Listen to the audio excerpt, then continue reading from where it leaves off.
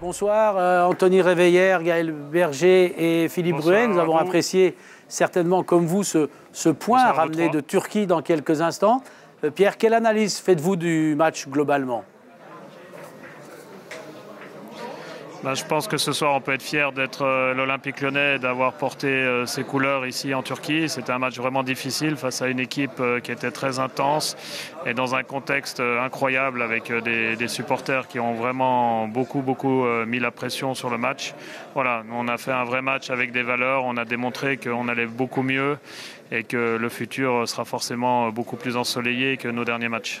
C'est le même résultat que samedi contre Toulouse, mais on a l'impression, nous, et par rapport à ta première réponse, Pierre, j'ai l'impression que tu es d'accord avec nous, que ça n'a pas du tout les mêmes conséquences. Là, on a vu un Noël qui a beaucoup plus maîtrisé le match, et notamment la seconde période qui a, en tout cas, été pour moi intéressante. Est-ce que tu partages ce constat et cet avis ?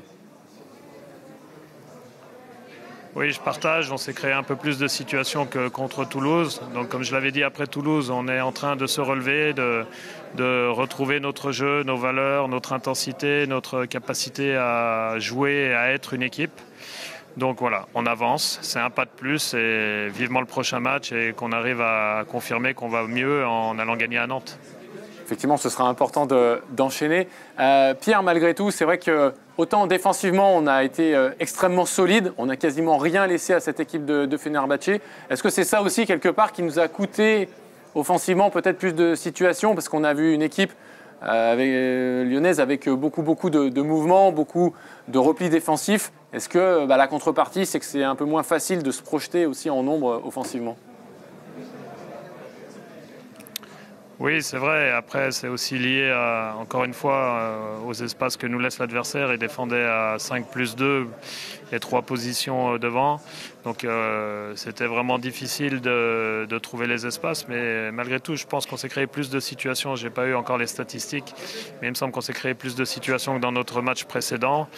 Et face à un bel adversaire, donc c'est de bon augure. Voilà, tout n'est pas parfait, mais vous savez d'où on vient. Quand on se souvient un peu le match qu'on a livré contre Montpellier, même si on l'a emporté, là on montre quand même un autre visage. Et forcément, quand on joue de cette manière, avec cette intensité-là, cette approche-là des matchs, forcément, au bout d'un moment, les résultats vont venir, les buts vont revenir et l'équipe va retrouver son rang. Pierre, une dernière question. Est-ce que vous avez déjà des nouvelles à donner de Malik Fofana, que vous avez dû sortir, remplacé par Alexandre ? J'ai pas de diagnostic précis, mais dans tous les cas, il a très mal. Et pour qu'il ne reste pas sur le terrain, c'est vraiment qu'il était endolori et qu'il ne pouvait pas poursuivre parce qu'on était à quelques minutes de la mi-temps. Et je pense que ce sera une blessure qui va l'éloigner un petit peu des terrains. Dans tous les cas, voilà, on va le prendre en charge rapidement parce qu'il y a des matchs importants qui arrivent et Malik est un des joueurs très importants de l'effectif. Vous nous confirmez, vous restez à Istanbul, les joueurs vont se reposer, essayer de trouver une nuit calme près du Bosphore et vite rentrer demain.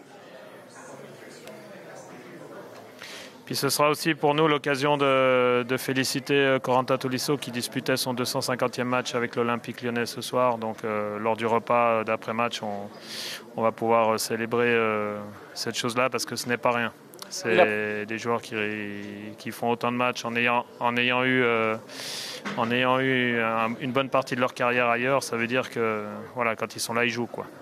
D'ailleurs, on a l'impression qu'il est sorti de fatigue parce qu'on l'a vu énormément courir. Corentin Tolisso, tu peux nous confirmer que c'est vraiment un choix de ta part parce qu'il était fatigué et qu'il n'y a pas de blessure. À part Malik Fofana, il n'y a pas d'autres coup dur. Non, il n'y a pas d'autre alerte. C'était vraiment de la fatigue. Et voilà, on avait besoin de pousser encore un peu, puis aussi de garder l'équilibre, histoire de ramener au moins un point d'ici. Et ça me semblait important de mettre Jordan Verretou qui était frais. Et du coup, vu que Corentin était très fatigué. Le sourire de Saïd, c'est pas seulement sur le point ramené. Georges, si vous nous entendez, vous levez le pouce pour être sûr qu'on vous entende bien, mais je crois que vous nous recevez bien. Voilà, les 2 pouces. Alors Georges, première question, elle est pour vous. Juste, quelle analyse vous faites? Quel sentiment vous laisse, il y a quelques minutes, l'atmosphère dans les vestiaires? On dit depuis la France que c'est un bon point. Quel est votre sentiment?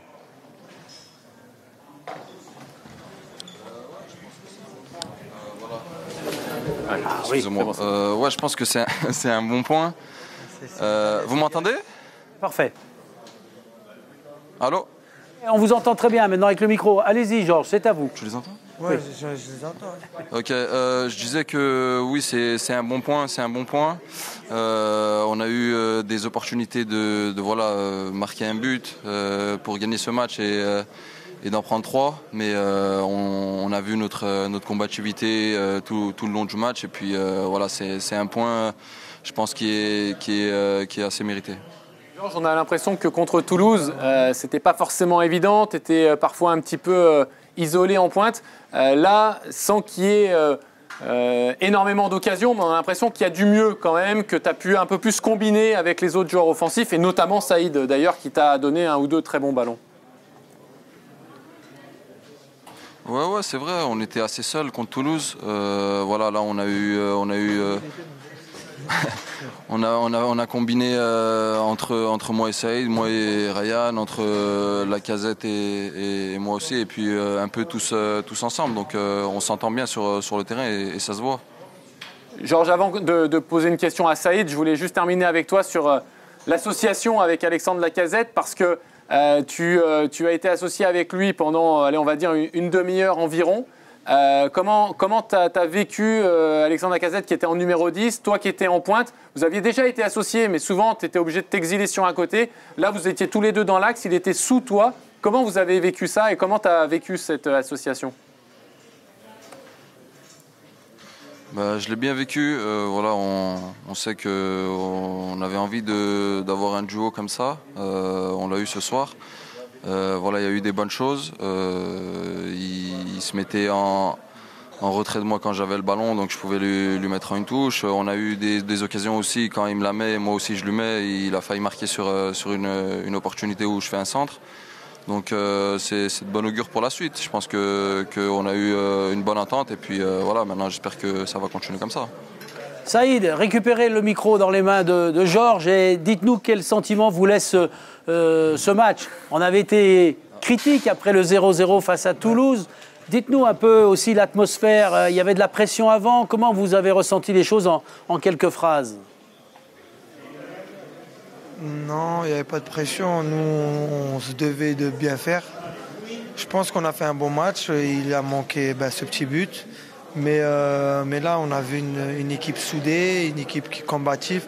Et c'est un très bon point. Et il faut continuer sur cette lancée, parce que quand on se bat comme ça, on vient, en plus on est à l'extérieur et tout. Je pense que ça mérite comment dire? Je sais pas parler français. Ça mérite de Non, poursuivre. ça mérite. Le point, je pense qu'il a mérité. Ouais, ça mérite d'être suivi. On aurait pu mieux faire, mais faut garder le positif et bien sûr, il faut penser au match suivant.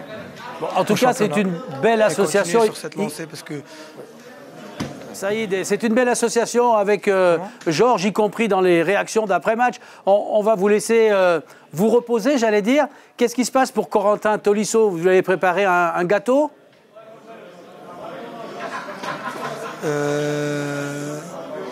Pourquoi? Oui, parce qu'il il y a quoi, on va vous le dire, il a joué son 250e match avec l'OL, donc il y aura une célébration avec vous dans quelques minutes. Voilà, vous savez tout. Une dernière question de Gaël, et puis on vous laisse aller sourire. 251. Non, il a fait 250 matchs. C'est incroyable. Coucou. Saïd, une question sur les coups francs. 251, ouais. Saïd, une question sur les coups francs, parce qu'on a vu que tu avais mis un superbe coup franc à Feigny-Aulnois en Coupe de France. Là, c'est de nouveau toi qui as frappé les deux coups francs aux abords de la surface. Est-ce que maintenant tu as été désigné numéro 1 systématiquement, ou est-ce que c'est des discussions et là en ce moment c'est toi qui les frappes? Comment ça se passe exactement? Non, c'est des discussions. C'est des discussions. Après, ceux qui le sentent le plus tirent. Après, voilà, j'ai marqué la dernière fois, mais aujourd'hui, j'ai repris encore. Après, le prochain, si quelqu'un le sent, il peut tirer. Hein. Je suis pas Juninho.